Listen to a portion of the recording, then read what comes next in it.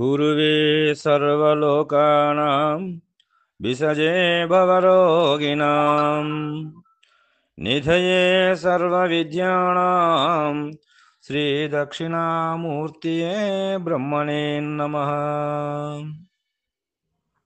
శ్రీరాజయోగి ప్రియ శిష్యం అమలానంద దీక్షితం పండరీనాథ యోగేంద్రం సద్గురు తే నమో నమః. అస్మద్గురు సమారంభాం కృష్ణ సాంధీపమధ్యమాం శ్రీమహావిష్ణు పర్యంతాం వందే గురు పరంపరాం. అచల సాంప్రదాయ పరంపరా గురువులందరికీ వందనములు. శ్రీమద్భాగవత శ్రీకృష్ణ సద్గురు పరబ్రహ్మణే నమః. ప్రబోధ చూడామణి అను శక్తిద్వయ నిరాసకంబైన శుద్ధ నిర్గుణ తత్వ కందార్థ దర్వులలో 225వ కందార్థమును మనము గురుమూర్తి కరుణచే మననము చేసుకుంటున్నాము. 226వ కందార్థమును మనము గురుమూర్తి కరుణచే మననము చేసుకుంటున్నాము. ఏమంటున్నాడు ఈ కందార్థములోనంటే, ఆ మంత్రయుగము తెలిపెద నేమముతో దలుపు ముత్తది బట్టబయల్ ఏమి లేదని పలికిన ఈ మంత్రమే ద్వాదశాక్షరింకోటి వినుమి ఎప్పుడో నోట ఇవి మరువాకనుమి ఈ మూలమూలేని గుర్తెరిగే శరీరము ఏమీ లేదని అంటే ఇదే షోడశాక్షరి ఇంకోటి వినుమి ఎప్పుడో నోట ఇవి మరువాకనుమి అని అంటున్నాడు. ఈ కందార్థము గురుమంత్ర నిర్ణయములో 2వ కందార్థము.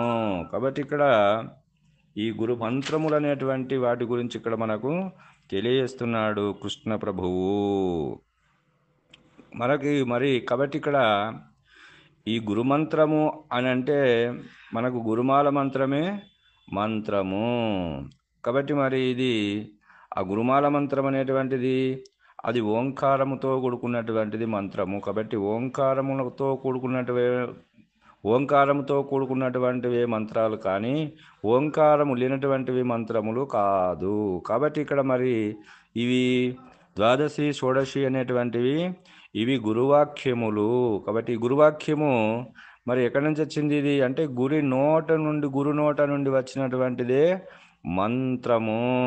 కాబట్టి ఇది గురు నోట నుండి వెలువడింది. కాబట్టి ఇది గురు నోట నుండి నీ యొక్క చెవులకు దూరింది. కాబట్టి ఇది మనలోబడికి వచ్చింది. కాబట్టి ఆ గురు నోట నుండి ఇది వచ్చింది. కాబట్టి దీన్ని ఏమన్నారు ఇక్కడ అంటే గురుమంత్రము అని మళ్ళా గురుగీతనే చెప్పుతుంది కదా.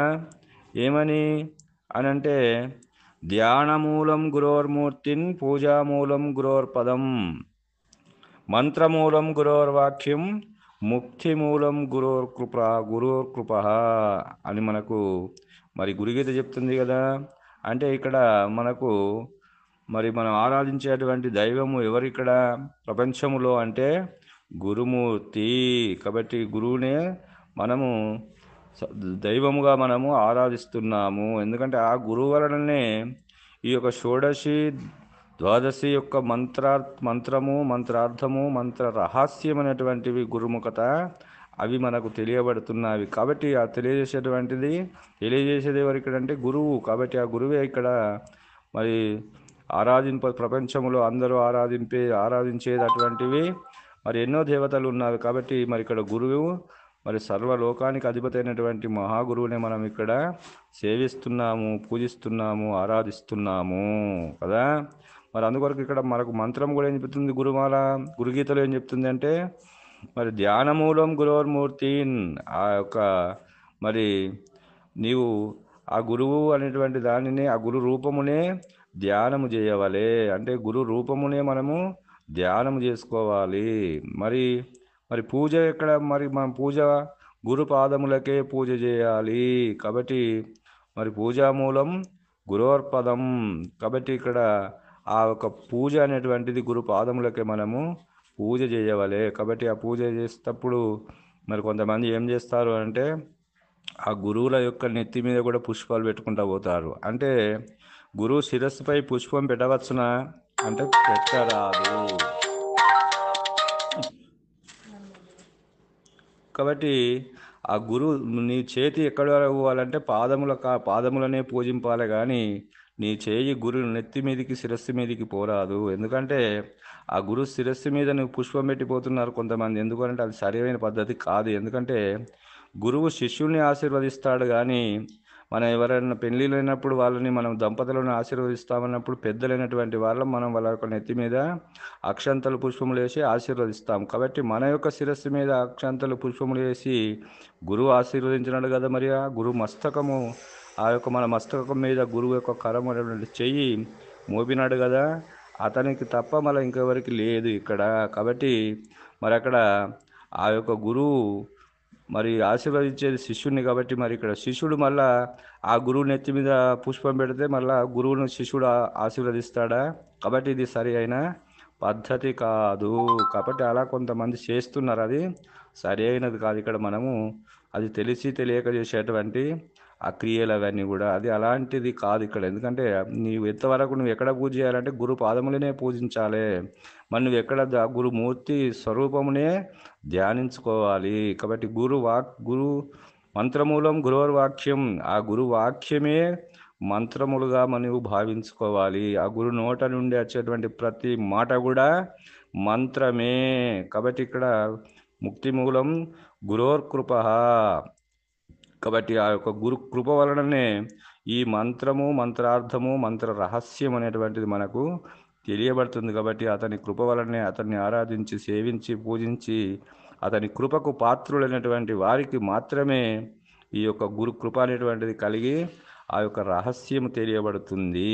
కాబట్టి ఇక్కడ మరి ఏమంటున్నాడు భాగవత కృష్ణ ప్రభువు అని అన్నప్పుడు మరి ఇక్కడ మనకు ఏమని చెప్తున్నాడు అని అంటే కృష్ణ ప్రభువు చెప్పేటువంటివి ఇక్కడ కూడా 2 మంత్రాలు చెప్తున్నాడు. రెండు మంత్రాలు. కాబట్టి ఒకటి అది ద్వాదశి మంత్రము, రెండవది షోడశి మంత్రము. 2 మంత్రాలు చెప్తున్నాడు ఇక్కడ. మన గురువు గారు కూడా మనకు మరి చెప్పినవి 2 మంత్రాలు అని మనకు ఉపదేశపూర్వకంగా మనకు చెప్పి ఉన్నాడు. కాబట్టి గురువుగారు చెప్పినటువంటివి కూడా 2 మంత్రాలు. కాబట్టి ఆ మంత్రాలు కూడా ఇప్పుడు మరి భగవత కృష్ణ ప్రభు చెప్పేది కూడా 2 మంత్రాలు అని చెప్పుతున్నాడు ఇక్కడ.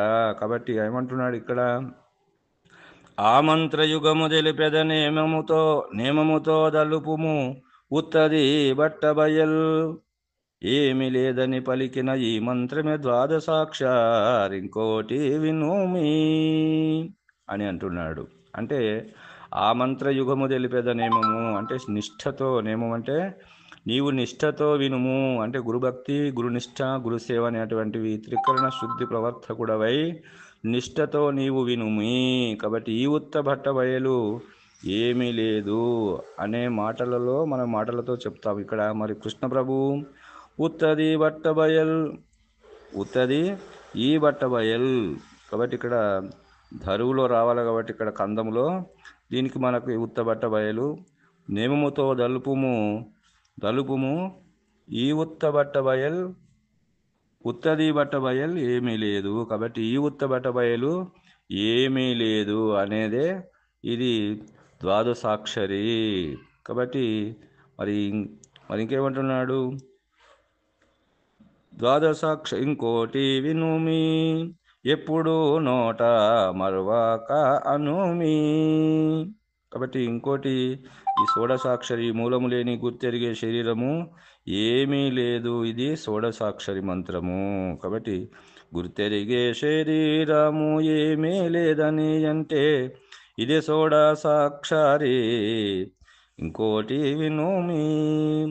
కాబట్టి ఇంకో మంత్రము ఇది ద్వాదశాక్షరి ఉత్తబట్ట బయలు ఏమి లేదు ద్వాదశాక్షరి. మరి మూలం లేని ఈ గుర్తెరిగే శరీరము ఏమీ లేదు, ఇది షోడశాక్షరి, ఇవి మరువకనుమి ఇక్కడ అంటున్నాడు. కాబట్టి ఇక్కడ ఇవి మరువకనుమి. ఈ రెండు మంత్రములను నీవు నిదుర వచ్చే వరకు నీవు సచ్చే వరకు ఇది మరువకుమి అని మనకి ఇక్కడ పెద్దలు నిర్ణయం చేసినారు. కాబట్టి ఇక్కడ మనకు మరి నిద్ర వచ్చే వరకు సచ్చే వరకు అని ఎందుకన్నారు? కాబట్టి ఇది మరొకని ఎందుకన్నారు అంటే ఈ ఎరుక ఏదైతే ఉన్నదో, ఈ ఎరుక అనేటువంటిది ఏదైతే ఉన్నదో అది రహితమయ్యేంత వరకు నీవు జపం చేస్తూనే ఉండాలి. ఈ రెండింటిని గురు చెప్పినటువంటి రెండు మంత్రాలు జపం చేస్తూనే ఉండాలి. కాబట్టి నిద్ర వచ్చే వరకు సచ్చే వరకు నీవు ఈ మంత్రములను మరవద్దు అని చెప్తున్నాడు ఇక్కడ కూడా. కాబట్టి ఇక్కడ నిద్ర అంటే ఏమిటి, చావు అంటే ఏమిటి అనేది మనము తెలుసుకోవాలి. అందుకొరకు మనకి ఇక్కడ ఏమన్నాడంటే చదివి జనులు సావంగ నేటికి చావులేని చదువవలయు చదివి జనులు సచ్చుచున్నారయ విశ్వదాభిరామ వినురవేమా అని అన్నాడు. దానికి మన గురువుగారు ఏమని చెప్పడం జరిగింది అంటే, గురువుగారు కూడా మరి దీన్ని ఏ విధంగా రాసినాడంటే చదివి జనులు సావంగనే లేదు సచ్చి పుట్టు చదువినారు చదివి జనులు సావంగనే లేదు సచ్చు పుట్టు చదివినారు తాను చదువు తనకబ్బలేదయా రకపోక బాపు రాజయోగి అని మన గురువుగారు రాయడం జరిగింది. ఎందుకంటే చదివి జనులు సావంగనే లేదు సచ్చిపుట్టు చదువు చదివినారు తాను చదువు తనకబ్బలేదయా రాకపోక బాపు రాజయోగి అని అన్నాడు. అంటే వేమన కూడా అదే మాట చెప్పినాడు కదా, చదివి జనులు సావంగ నేటికి సావులేని చదువవలయు అన్నాడు. ఇక్కడ సావు లేని చదువు ఏది ఇక్కడ అంటే ఈ అచల బోధనే చావులేని చదువు. చదివి జనులు చచ్చుతున్నారు కదా. మరి ఇక్కడ అయ్యగారు మన గురుగారు ఏమన్నాడు అంటే చదివి జనులు సావంగనే లేదు చదివి జనులు సావంగనే లేదు వాళ్ళు ఎలాంటి చదువు చదువుతున్నారు మరి అంటే చచ్చి పుట్టే అంటే చదువు చదువుతున్నారు కాబట్టి వాళ్ళు చావడం లేదు, కాబట్టి మళ్ళీ పుడుతున్నారు, మళ్ళీ చస్తున్నారు. కాబట్టి మరి తాను సత్య చదువు తానకబ్బలేదయా రాకపోక బాపు రాజయోగి. కాబట్టి ఆ తాను సచ్చేటువంటిది నేననేటువంటిది ఆ సచ్చేటువంటిది ఏదైతే ఉన్నదో ఆ పదార్థం అహం పదార్థ రహిత స్థితి అనేటువంటిది వారికి అబ్బలేదు. కాబట్టి వాళ్ళు మళ్ళీ రాకపోకలలో పడి ఈ చావు పుట్టుకలు అనేటువంటి యొక్క బంధంలో పడి సస్తున్నారు, పుడుతున్నారు. ఎవరంటే వీళ్ళందరూ చెప్పేటువంటి ఏ బోధలు అయితే పరిపూర్ణ బోధ కాక ఇతర బోధలు ఏవైతే ఉన్నాయో ఆ బోధలు చెప్పేటివన్నీ కూడా ఆ నేననేటువంటి ఎరకని చంపేటువంటివి కాదు. అది సస్తనే కదా తాను లేకపోయేది. మరి అన్నప్పుడు ఆ తాను లేకపోయేటువంటిది ఏదైతే ఉన్నదో మరి అక్కడ ఆ స్థితి అని చెప్తున్నాడు ఇక్కడ మనకు. అందుకొరకే మనకు ఇక్కడ నిద్ర వచ్చే వరకు సచ్చే వరకు ఎందుకు అన్నాడు అంటే నిద్రపోతే ఎరక లేదు కదా, జాగ్రత్తలో ఎరక ఉంటుంది. కాబట్టి జాగ్రత్తలో ఎరక ఉంటుంది. కాబట్టి ఈ జాగ్రత్తలోనే మనము ఈ ద్వాదశి షోడశిని మనము ధ్యానం చేసినప్పుడు ఆ యొక్క సుషుప్తిలో పడిపోయినప్పుడు ఇది ఉంటుందా అంటే లేదు. కాబట్టి మరణంలో ఉంటుందా ఇది అంటే లేదు. కాబట్టి మనకు 3 చెప్పినాడు కదా పైకందార్థములో. మరి మరుపు, తర్వాత నిద్ర, తర్వాత మరణం అనేటువంటివి 3 ఎరక ఉన్నదా అంటే లేదు. కాబట్టి ఆ యొక్క స్థితి ఏదైతే ఉన్నదో లేని స్థితి కలిగేంత వరకు నీవు ఈ రెండింటిని జపము చేయి.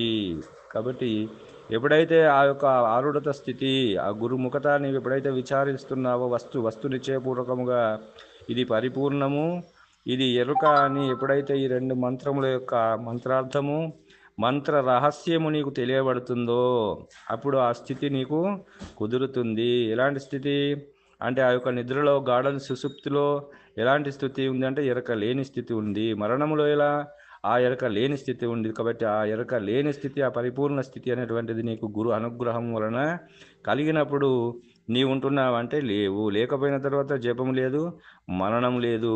మరి జపం చేసేదేవారు, మరణం చేసేది అంటే తానే లేకపోతున్నాడు. కాబట్టి మరి ధ్యానం లేదు, జపం లేదు, ఏమీ లేదు అప్పుడు. కాబట్టి సోహం భావేన పూజే, ఎవరి పూజ చేస్తావు నీవు? ఆ పూజ చేసేవాడే లేకపోతున్నాడు కాబట్టి అప్పుడు పూజ లేదు, జపము లేదు. కాబట్టి మరి ఎప్పుడు వరకు ఉన్నది అంటే నీవు ఆరుడత స్థితి కలిగేంత వరకు కూడా ఈ యొక్క ద్వాదశి షోడశి అనేటువంటి రెండింటిని కూడా నీవు మరి నిరంతరము మరువకు అంటున్నాడు. ఎప్పుడు నీ అందుకొరకే ఇంకోటి వినుము, ఏమీ లేదని పలికిన ఈ మంత్రమే ద్వాదశాక్షరి. ఇంకోటి వినుము, ఎప్పుడు నోట ఇవి మరొకను మీ ఈ మూలము లేని గుర్తెరిగే శరీరం ఏమీ లేదని అంటే ఇదే షోడసాక్షరి.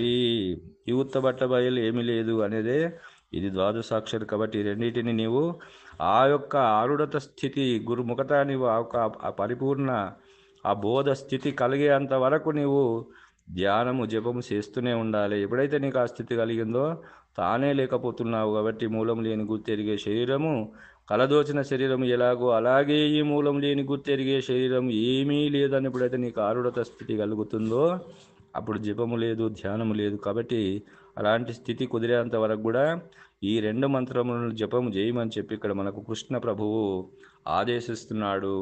సందేశాన్ని ఇచ్చి మనకు ఈ సందేహ నివృత్తి చేస్తున్నాడని తెలియజేస్తూ ఇంతటితో ఈ కందార్థ భావాన్ని ముగిస్తున్నాను. జై బలో సద్గురు ప్రభు మహారాజుకు జై. సర్వం సద్గురార్పణం.